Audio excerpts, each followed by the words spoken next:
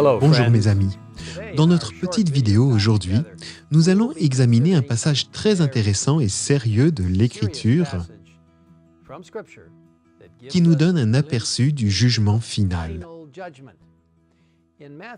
Dans Matthieu, chapitre 25, versets 31 à 40, on peut lire ce qui suit.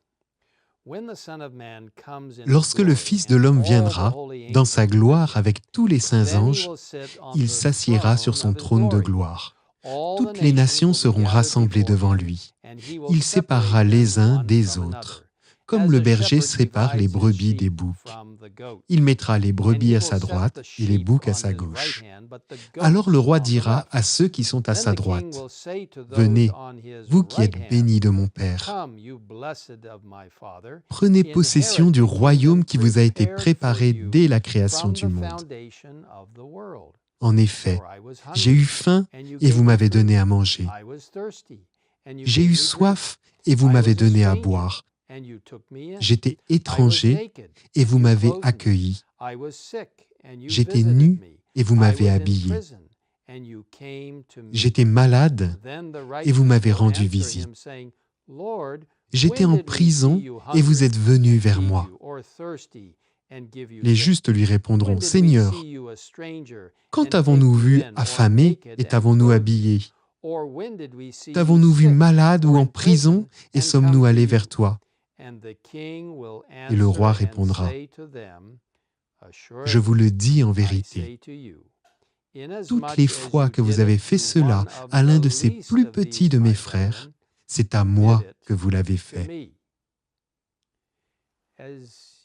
Comme vous le savez, ce passage familier se poursuit dans les versets 41 à 43, décrivant comment Jésus s'adresse à ceux qui sont à sa gauche, en prononçant des terribles paroles.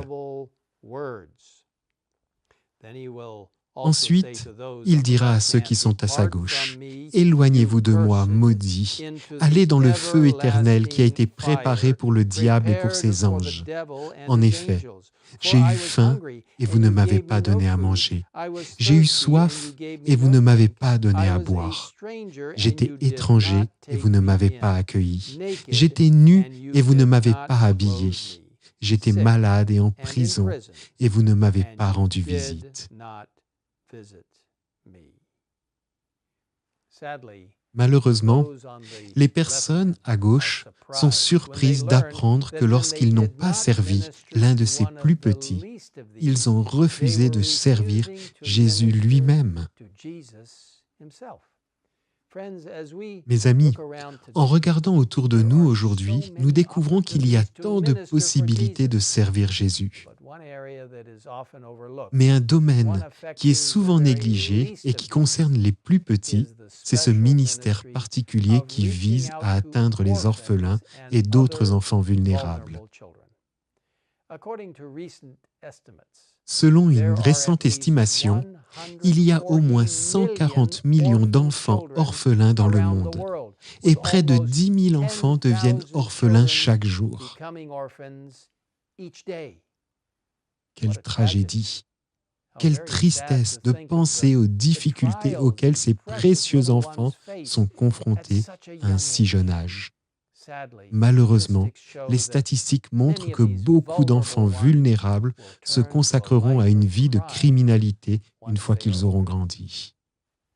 En tant que chrétiens, en tant qu'adventistes du 7e jour, que pouvons-nous faire pour aider à atteindre ces précieuses personnes, ces plus petits, avant qu'il ne soit trop tard?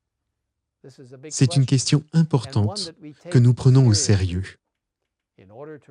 Afin de sensibiliser et d'encourager l'action, l'Église mondiale a désigné ce sabbat 21 novembre comme la journée mondiale pour les orphelins et les enfants vulnérables. Pour plus d'informations sur cette journée spéciale, consultez le site du ministère adventiste des besoins spécifiques que vous verrez en bas de l'écran.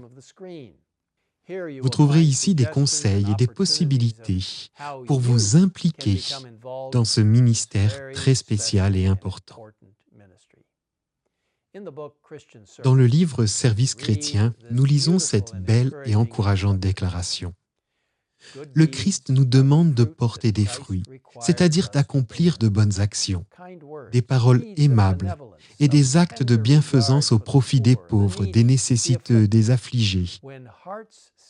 Lorsque nos cœurs sympathisent avec des personnes accablées par le découragement et le chagrin, lorsque nos mains soulagent les nécessiteux, habillent ceux qui sont nus, lorsque nous accueillons l'étranger,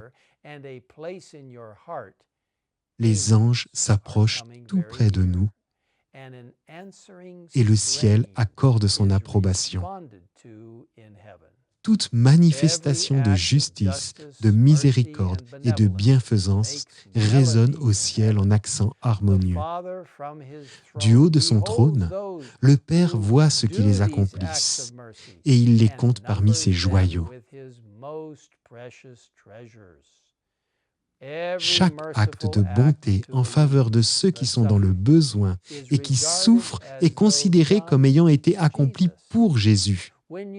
Lorsque vous portez secours aux pauvres, que vous sympathisez avec les affligés et les opprimés, et que vous montrez de l'amitié à l'orphelin, vous entrez en communion étroite avec Jésus. Que Dieu bénisse chacun d'entre nous, tandis que par la puissance du Saint-Esprit, nous abordons ces plus petits avec amour et attention. Prions ensemble. Père Céleste, merci de nous permettre de participer au ministère du Christ pour atteindre les plus petits, les personnes qui sont dans le besoin. Seigneur, montre-nous comment faire au mieux, afin que nous puissions non seulement aider ceux qui sont dans le besoin, mais aussi mettre en pratique le ministère de Jésus et toucher, pour ainsi dire, la vie même du Christ en aidant ces personnes dans le besoin. Seigneur, que nous puissions avoir une bonne relation avec toi, afin que nous fassions tout cela non pas pour des raisons égoïstes, mais parce que nous t'aimons et que nous aimons ces gens. Seigneur, chacun de ces individus est un candidat pour le ciel. Aide-nous à montrer ton amour de façon puissante à ceux qui sont dans le besoin. Surtout, Seigneur, nous pensons aux orphelins, des milliers, des centaines de milliers, oui, des millions d'orphelins dans le monde entier. Qu'ils soient attirés vers toi par la gentillesse et les actes de foi et de générosité des membres de ton Église dans le monde entier. Seigneur, aide-nous à être comme toi et à montrer aux gens ton prochain retour. Nous te le demandons au nom de Jésus. Amen.